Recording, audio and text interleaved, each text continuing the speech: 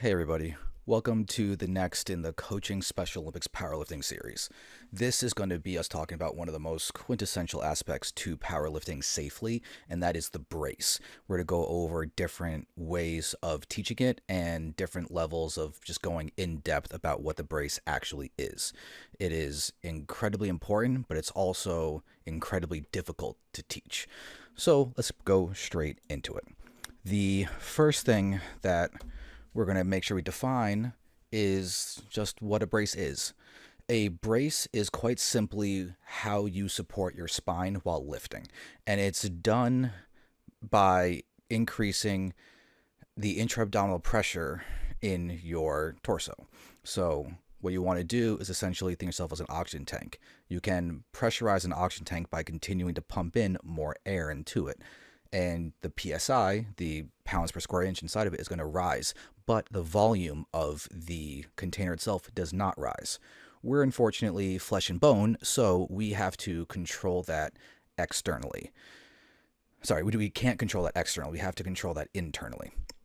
So we can look at bracing at its simplest as a discussion with your body about whether the stability is more important than the power output. If you hold your breath, you hold that brace, your stability is going to be maximized. However, if you let your breath out, you're going to give yourself the ability to produce more power. So whether it's stability or power will determine whether or not you hold your breath or exhale. And when you're holding your breath, you need to do that with the brace in order to maximize that stability. So you can see in this position right here that I'm at the very bottom of a very deep squat. But what I can show you is that I am most definitely having a solid brace, because you can check out this line that goes along where my spine would be, and it's a pretty straight line. I'm managing to stay with a very upright torso, a very strong and stable position with my torso, and it's because I'm holding a very significant brace in the bottom of this squat. If I were to let my breath out right now in this position, I would collapse, and that weight would not be able to come back up, or at the very least, not come up in a safe manner. So when we are discussing how to achieve the brace, what you want to do is take a really, really, really big breath in and fill your torso as much as you possibly can. Make it as large as possible. And if you are coaching this, but you don't lift yourself, I want you to actually do this right now so you can feel what it's like. Because it's a little, in some respects, actually unnerving to do it, because it's going to feel really odd, because you're actually going to be employing a Valsalvic maneuver. Once you have that big torso, you bear down on yourself and you make yourself almost as small as you possibly can by flexing your core. And core is not just your six-pack abs. It's just not that little bit in front. It goes all the way around your spine. So you're going to have your inner abs that you cannot see. You're going to have your sides and your lower back. Those are all components of the core. It creates a 360-degree support system around your spine. And what you have to do is know how to compress all of that, how to flex all of that, to make sure your spine is supported in all directions and not just in front. We'll talk a little bit more about belts and everything later on, but one of the things that's often taught is to use a belt by pushing your abs into that belt. And that's only 1/4 of the equation, because that's only handling that six-pack ab front. You press your abs forward, you let that belt cinch tight, but that belt is then doing 3/4 of your brace for you, and that's something to really, really recognize. But again, we'll hit belts later on. Once you have your core all flexed and tightened, you then actually flex your lats and you pull your shoulders down into you, because what that actually does is help stabilize your spine. Your lats will do a lot to stabilize your entire torso positioning because they actually attach to your pelvis. It's weird to think of your back muscles that are right here in your armpit. These guys, they attach down or towards your pelvis. So if you flex those down and you tighten up your lats, you will actually make your pelvis more stable. And that aspect connects your upper body to your lower body with maximal stability and safety. So you think about those people that can squat 5, 6, 7, 8, 900 pounds, and the reason they're able to do that is because they make sure there is no wobble anywhere in their entire body. And that's done through bracing. It's done through flexing the lats. It's done through maintaining that core stability around that spine and preventing themselves from collapsing forward. And when you do this, it can get pretty uncomfortable because you should actually feel a bunch of head pressure build up because of that Valsalvic maneuver. So keep that in mind and try it yourself, because it's very hard to articulate a lot of these feelings and what's going on unless you've actually done it. So this is a much more in-depth look at what the brace really is and how to achieve it when you can have a really strong dialogue with a person. You can talk in metaphors and go on about oxygen tanks and increasing PSI and going back and forth. How do you feel? Do you feel head pressure coming up into your system? Do you feel supported? Is it a situation where you are actually having a more difficult time mentally concentrating on what you are doing versus the actual physical output? It's a really weird relationship when you nail the brace, because physically things feel easy, but mentally you actually get more tired. So the higher cost is mental than physical. And again, try it yourself. Feel what it's like to move with and without the brace and see how much more stable you are with the brace. It's a really important thing to understand what is happening. So the next thing to understand is how to teach it. Teaching it has, I'd say, a good 5 different levels to it that each go into a little bit more complexity and start getting closer to everything I was just telling you. The simple level 1 is just you hold your breath when the rep is in the easy portion, and you let your breath out when it's the difficult portion. And that's it. You're just trying to make sure that you maximize use of the core as best as you can. So we look at this diagram here of a torso, and you have the six-pack and everything. That's pretty obvious and clear, but don't forget about the sides. If you hold your breath and you hold it really hard, you're probably not going to flex just the six-pack. You're probably going to get a little bit of sides and a little bit of back as well, and a little bit of those internal guys that are behind the six-pack. Behind the six-pack, you have transverse abdominis that goes in 2 little lines right along here diagonally around that belly button. And you want to pull those in because that gives you a lot of that internal stability. But you can't necessarily say all this if you are instructing someone at level 1. You just tell them, hold your breath as hard as you can and hope that some of those things just incidentally happen, because you cannot feel what they feel. You can only see what you can see. And you should hopefully see that when they hold their breath better, they are able to stay a little more upright. So let's go into level 2. Level 2 is very similar to level 1, but this time we change a little bit about when you stop holding that breath.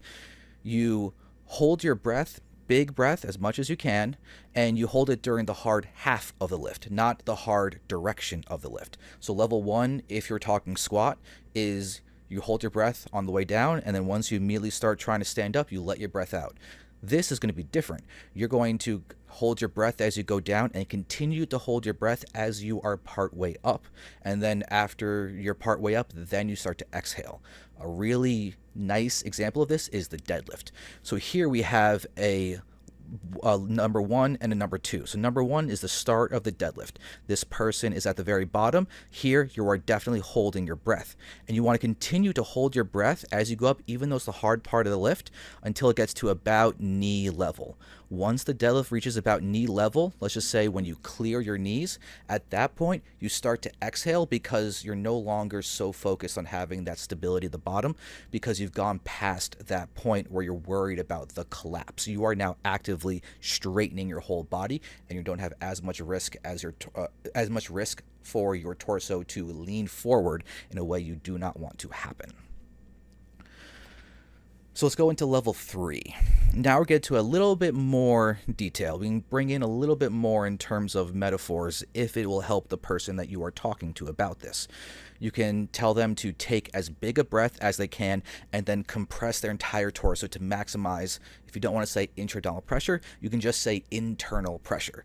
We're talking about the pressure inside your body, and you can make it a fun little challenge. Okay, so take as big a breath as you can and then come and see how small you can make yourself. Okay, you feel how tight that makes you? Okay, you want to feel that way as you lift up that bar when you deadlift. You can use tools like that and talk about how the athlete should be feeling, and if they're able to get that level of understanding, it'll help them know why what they're doing. And then when you give them their encouragement on the achievement of being able to successfully brace, you can continue to tie that into, this is going to help bring you higher lifts in the platform, help you perform better and be safer. And there's not a single person who will not respond if they're into powerlifting with the promise of being able to lift more weight. It's one of the quintessential things in powerlifting is you want to lift more weight. So let them know that there is that reward at the end. Like, you master this technique, you lift more weight. It's a really, really good tool to motivate them. When we go back into this, you can talk about then, cool, you've got that internal pressure, you are maybe talking about oxygen tank or maybe not, but you can skip that and go into telling them to maintain that tightness until they clear their knees on the deadlift, or until they're halfway up on the squat, or until that bar is 4 inches off of their chest when they are benching. You can do that to make sure they have a tangible goal for at what point they start to let their breath out. And you want them to let that breath out in a slow manner. We don't want a situation where someone has a really heavy max lift and it takes them a good 5 seconds to stand up with it, but they only have enough breath to let out the air for 2 seconds. Well, after that 2 seconds is up, their ability to push is gone, and that lift that they could have gotten if they just slowed their breath going out, it won't happen. So tell them to let their breath out slowly. It should not be forced. It shouldn't be whew, because then you can only lift during the time that you can go whew. But if you go then you can extend that amount of time that you're able to press or push or pull, whatever the movement is that you are doing. So then we get into level 4. Level 4 is when you really, really are getting into locking in as complete and full of a brace as possible. You are taking that big breath in. You're compressing that entire torso. You're maximizing that intra-abdominal pressure. You are being that oxygen tank with that PSI skyrocketing as much as you can possibly make it. And you are now adding in the component of bearing down your shoulders and flexing all the way down, pulling that bar into your back if you're squatting. You are now pulling that bar into your chest if you are benching. And you are now pulling those shoulders directly back and throwing that chest up and throwing the shoulders down to pull that bar if you are deadlifting. You are now bringing in your lats in your back to stabilize your entire torso to then give you the rigidity that you need in order to get that weight up. And so when you're teaching that, you just tell them, flex the bar and bring that chest up. Hold it really tight, bring that chest up. That might be enough for some people to get them to flex their lats when they are deadlifting. Squat is the easiest one to do this with because it's just, okay, take that bar and pull it into your back as hard as you can. And I've had some athletes where I'll actually take that bar and I'll say, okay, push into your back as hard as you can, and I'll do it with them so they can have that sensation of that bar being pulled into their back. And you'll do that and you'll watch their chest rise up. And then when they are coming out of the squat at the bottom, it's okay, bar into your back, pull the bar into your back, and you'll watch them go from collapse to whoosh and be able to get up, and it'll stabilize their spine, make them safer and stronger all at the same time. Really, really important bit. So then you have to make sure they maintain that rigidity that they have achieved all the way up. And you usually do that with just continuing to yell whatever cue is helpful for them. Whether it's, all right, bar into your back, pull the bar in your back, bar in your back, bar in your back. Or if they need to get it on the deadlift, one of the things that I like to yell is shoulders back, because shoulders back means they're not going to round as much. It's going to pull their chest up. And when they pull their chest up, they pull their shoulders back. They can only do that if they're flexing their lats to some degree. So if shoulders come back, lats flex to some degree, they get a little bit more stability. So it's a really, really key thing on squat and deadlift especially. And then you have the same breathe out in that slower, controlled manner, so you can space out that lift as much as you need to if it's a grinder. All right, so here is me doing exactly this. You have me in this squat where I am focusing on getting my breath in as much as I possibly can, and you can watch me bear down on myself and stay upright as I go all the way down. And as the set goes on, you're going to see I still continue to take my time in between each of the reps to make sure I can get that full brace setup. And once I have that brace set up and locked in, only then am I really going to be safe in that deep squat. And you can see I can go down, and there's a little bit of lean as I'm trying to come up, but it's not much. It's still well within safe boundaries and well within a comfortable position for me to be able to maintain even at lower depths. So you can maintain this with a lot of specificity as long as you are paying attention. And let's be completely honest about some of our athletes. Maybe paying attention is not all of their strong suits. So when you're doing this, like if I was working on an athlete and I was watching them squat and it was like this, I would keep on reminding them, all right, keep that chest up, pull that bar into your back, pull that bar into your back. All right, now knees out at the bottom, knees out, knees out. Okay, chest up, knees out, pull that bar to your back. Whatever combination. Depending on the person, it might not be all of those cues. It might just be the one cue. So for some people I'll work with, and it's just pull that bar down, bar down, bar down, bar down, bar down the whole time to make sure they stay upright. Other people at the bottom, it's like, okay, now knees out, knees out, knees out, knees out, and knees out. It doesn't sound like a cue that should help with the bar being pulled onto your back or preventing you from leaning forward, but that knees out helps them produce more power, and it frees them to get back into an easier position to have that chest up. So keep that in mind. I will say you have not heard me say head up. I've only said chest up. The problem with head up is that you can say head up and say, yeah, that they'll follow that head and they'll be able to stand up with it. But how many times have you seen people do this? And they just look up, but their back position has not changed. We don't want things to go into that direction. So chest up. You can't have your chest go up without having your back also be in a better position. So that's really important when you're trying to give the cues. Pick the one cue is going to help them the most. If it's someone who's more advanced and they may benefit from more, then give them the cue for the point where it is relevant during that lift. Level 5 is a complicated one because level 5 is going to be the more continuous reps and you are not taking the time to set up.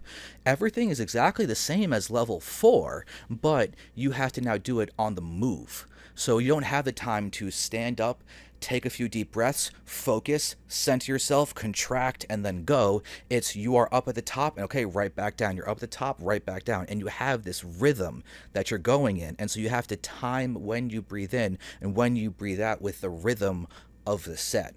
Teaching this is really, really difficult, and that's why it's the highest level in terms of teaching the brace, because it's the most difficult to connect. It has to do a lot with creating a cadence to your sets and a groove within the motion that you try to stay in to be comfortable.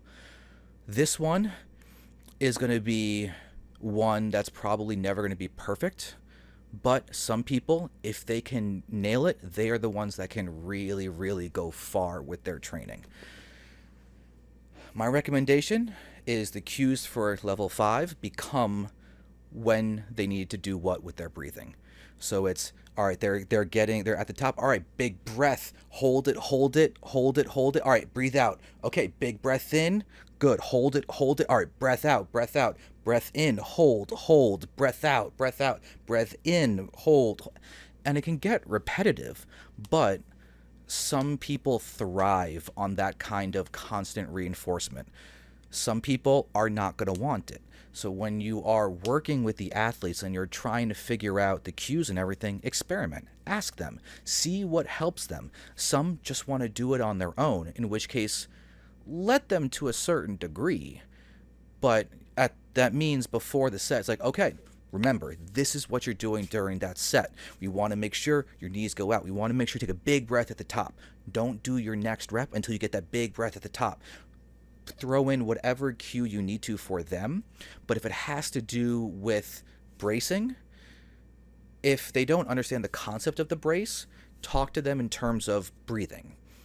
Everyone breathes, so use that. Okay, remember your breathing. Hold your breath as tight as you can. As tight as you can be a really simple way to get someone more engaged with their bracing without trying to go into too much detail. But you got to play it by ear for each person you're working with. And that takes us to the whole thing about how to communicate all of this. Because there is a lot of variation in terms of the athletes that we work with. There are some people who will never be able to squat 200 pounds, and there are other people who can squat over 400 pounds. There's a lot of variation in terms of the specific things that are potentially going to hold an athlete back. And so you have to approach all of it with care. So you need to meet the athlete exactly where they are and don't try to push them to something that they're not ready for. If someone is only ever able to comprehend level 1, then only ever talk to them in terms of level 1. However, don't fall into that belief too soon. We want to be able to progress the athletes, and some of them will take years. Some of them will most definitely take years. And that's okay, because you still can always encourage them and have them feel accomplished. And the more you can make them feel accomplished with those small little boosts, the more success will be seen. If you can make sure to communicate positively, it'll go really well. I really try to not only tell the athletes the negative going on. I always try to put the critiquing in there with a bit of praise. So let's say someone is letting their breath out too soon. Well, I'm still going to say more than just, hey, you let your breath out too soon, and leave it at that. Instead, I'm going to say, like, hey, listen, you got really better with your positioning. Your start was really solid. The next step to make you do better is hold your breath for a little bit longer. It'll help you stay stable, and then you'll lift more weight. It's a good way to give them the feedback, hope, and encouragement all at the same time. And then tailor that to the athlete. If they can only take one bit at a time, then say, hey, that was really good. You did really well. They say, okay, thank you. And then you go into the next bit and say, okay, now to make the next one even better, do X, Y, or Z. And you can experiment with the specific athletes, what they like, what they don't like, figure out how much they want to feel independent, and let them to a certain degree, but don't be afraid to also tell them to stop.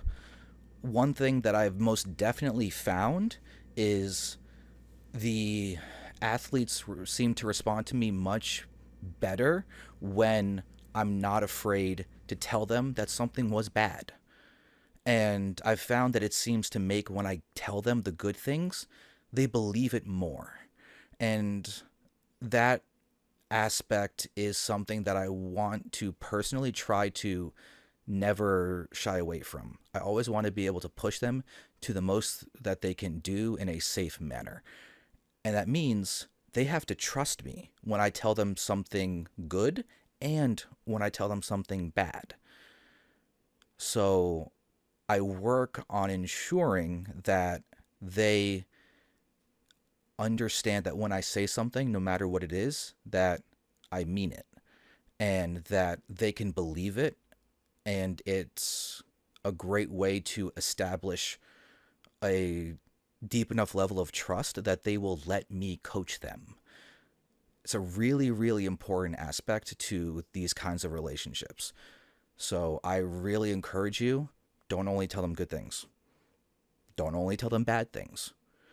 Make sure that you are honest about both and recognize where the athlete is and where they want to be and how you can communicate to them to make it happen. Sometimes they want something that's impossible. Okay, they can want that. Let them be a motivating factor. I'm will straight up tell you that I've had some athletes ask me, "Hey, you think I'll be able to bench 400 one day?" And I'll tell them no, because I'm not going to lie to them. I'll tell them, like, listen, you're not going to bench 400, but you know what? Right now you're benching 150. Let's get you to 170. And then they go, yeah, okay, let's go to 170. And I'm like, yes, let's do it. And I get them excited about the 170.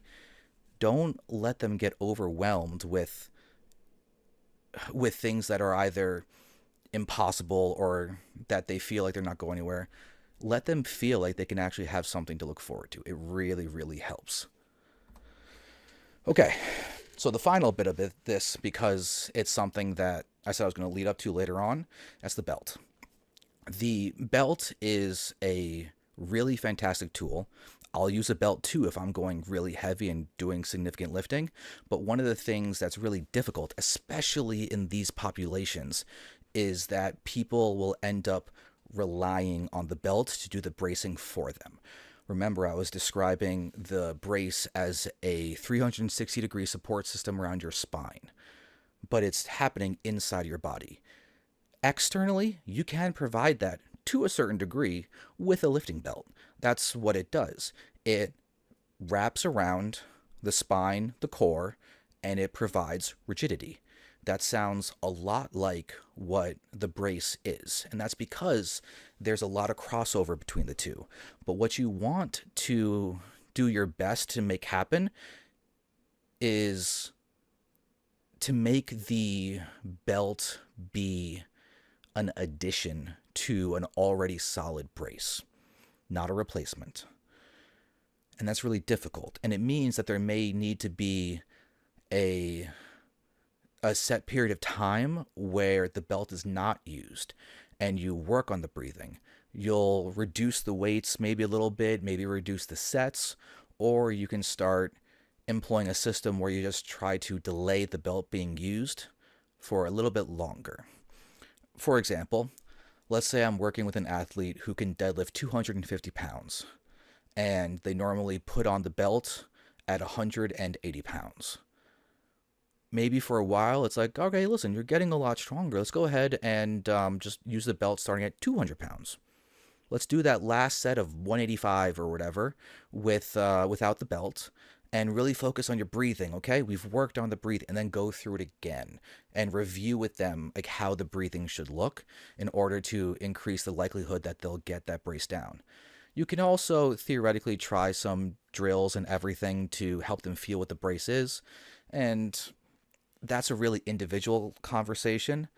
If you wanted to try some ways to work on the brace indirectly and without having a belt on, one of the simple things to do is just to have an athlete walk around holding a heavy dumbbell above their head. And they have to balance that. And it's only one dumbbell on one side. And you tell them, okay, you have to walk, but you have to stay straight with your torso. You can't lean forward. You can't just walk and have it like this, so that way you're up here and it's no balancing or whatever. Stay straight, walk back and forth like this. Have them even walk backwards. You can turn it into a game, especially a competition. If you can find ways to have these athletes learn with a competition, that's going to motivate them like crazy. Sometimes a little too much. Like, we all know that there are some people who take competition a little too heatedly, so be careful. Know the one that you are working with and how they will be best motivated. All right. That was a lot, so thank you. I am working with Empower You to make this entire series happen. They're empowerusf.com, and they are a PA waiver provider that will help with a lot of training. And You can work with them. You can email them, and if you need information, I can always pass along to you. But the very easy, safe start is empowerusf.com. So I want to thank them and give them the shout out for allowing me to work with them and creating a safe space where we can talk about this greater level of detail when it comes to training adaptive athletes. So big thanks to them. If you need more from me, one of my bigger sources of information is going to be Instagram. That's going to be Instagram at Adaptable Strength. And if you need anything else, go ahead and just feel free to email me directly, alex@adaptablestrength.com. And I hope everything goes really well with your training.